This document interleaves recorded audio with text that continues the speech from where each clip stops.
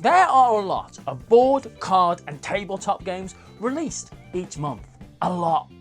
So inevitably, some of those are going to slip through the cracks. It's disorientating. It's terrifying. It's disorientating. Hi, I'm Matthew from This Game Is Broken, and I've been invited by Chaz, good old Chaz, to try out a new series with Pair of Dice Paradise, in which we look at games that recently entered the public sphere, but then disappeared quicker than a shadow at a floodlight testing facility.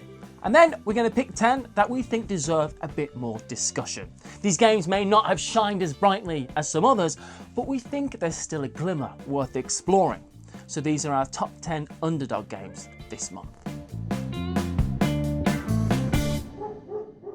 First of all, this being a Pair of Dice Paradise countdown, Chaz has come up with an intricate and mysterious programming formula, the secrets of which are understood only by him, which means that each of these games has been given an underdog score, ranging from 1 to 100. The higher the underdog score, the more we're rooting for this game to succeed and exceed our own expectations. With that in mind, the first game on our list with an underdog score of 48 is US Telegraph, published in 2018 by Super Meeple. US Telegraph first appeared as a game called Antica in 2003, when the world was a simpler place and nothing was bacon flavoured but bacon. US Telegraph is set in 19th century America when the first transcontinental telegraph was built. Each player develops their own city to participate in some telegraph construction, trying to take the best plots of land for themselves. What makes a plot good, other than some dramatic twists and a murder? Well, in this case, it's those that make the buildings cheapest, as construction is expensive. The game's won when a player connects 2 certain types of special buildings or constructs all 30 of their buildings. So as you race to the finish, sometimes the best spot is the spot that your opponent wants. The next game on our list, also with a score of 48, which I assume is pretty good, is 2017's Secrets by Repos Production. In Secrets, the second co-design between Eric Lang and Bruno Ferduti, players are assigned a hidden team, the CIA or the KGB. In addition, 1 or 2 players are secretly anti-establishment hippies who are working for nobody, but I bet they also have the most fun because, well, you know, lots of reasons. Their goal is to fight the man and have the fewest points, and to make it to Coachella on time. I made that last bit up. The crux of this team-based social deduction game is when each turn you offer a player 2 agent cards worth different points and with different abilities on them. But working out why players are doing the things that they are doing is where the fun of this game will unfold. There was another game from 2017 that we thought deserved more attention too. This one, with a score of 50, is Senators by Le Mans Games. Because what tabletop game night wouldn't be complete without the simulated bureaucratic political lobbying of the late Roman Republic? None! That's how many. Senators could be described as an adversarial bidding game. It could also be described as a cardboard box containing additional cardboard pieces of various shapes and sizes. In the game, players earn money by purchasing resources at auction or extorting them from other players before selling them in sets to the bank. Cash is required to support wars, defend against aggressive bids, and more importantly, to buy more senators. And while all that sordid machinations of intrigue and deviousness, when all is said and done, it's the player with the most senators that will be the winner. Well, in the game, in reality, it got super weird for like 300 years. Next on our list with a score of 56 is Genotype, a Mendelian genetics game and upcoming title from Genius Games. In Genotype, players take on the role of assistants to the 19th century Augustinian friar credited with the discovery of modern genetics, Gregor Mendel, of course, as if there was any doubt.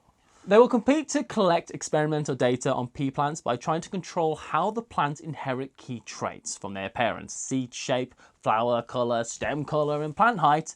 Or if you like me and you want to act like some kind of crazed god, you'll spend the whole time trying to work out how you can make a plant that can glow in the dark, smell like lemon meringue and dispense crushed ice.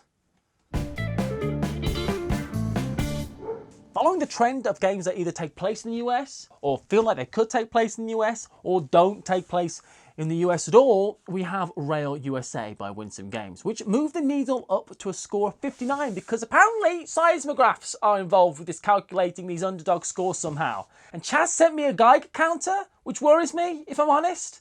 Rail USA was one of 3 titles in Winsome Games' 2014 Essence set. Each round, a player acquires a share of one of the companies, builds tracks to existing companies, then delivers goods along those tracks. But then, get this, each round, a new company enters the mix, like some kind of despicable rogue. And then, after 6 rounds, the winner is the player with the most money, which I guess you could also use to buy senators. Progress. And speaking of having the most money, let's pause for a word from this episode's sponsor, because even though it may not look like it, each of these episodes takes $125,000 to produce for some reason. At number 5 on our list, I can confirm we've got 63 points worth of excitement for This War Without an Enemy, coming from Nuts, publishing later this year. This War Without an Enemy by Nuts Publishing is a 2-player strategic block wargame. The game centres on the First English Civil War, or as I like to call it, Civil War, Episode 1, which actually finished in a battle on the street where my brother lives, so there's just no way his house isn't haunted. This game is a struggle for political, economic and religious control of England, played out through the powerfully emotive medium of wooden blocks. The objective of the game is to capture cities held by your opponent, or if you're more of the revolutionary type, to try and get victory by capturing the king, represented by his own block.